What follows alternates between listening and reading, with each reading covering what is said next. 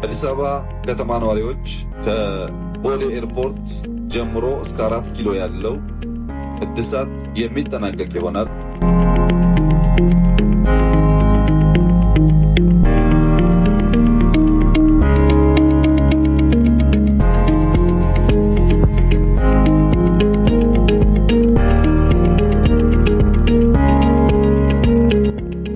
በቦሌ መንገድ ላይ ከምናደርገው ስራ በተጨማሪ የቤተ መንግስቱንና ይሄኛውን እናገናኛለን።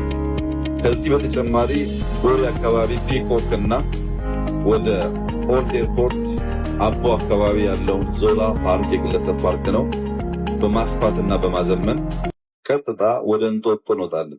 እንጦጦ በዊኬንድ ከ100,000 ሰው በላይ የሚሮጥበት፣ ወክ የሚያደርግበት፣ የሚዝናናበት ስፍራ እንዲሆን የዲዛይን ስራ እና ሀብት የማፈላለግ ስራ እያጠናቀቅን ሲሆን እነዚህን ደምረን ለህዝብ ክፍት ስናደርግ አዲስ አበባ እንደ ስሟ አበባ መሆኗ ብቻ ሳይሆን ቱሪስቶች በስፋት የሚመጡባት የኮንፈረንስ ከተማ የመሆን እድሏን ያሰፈዋል።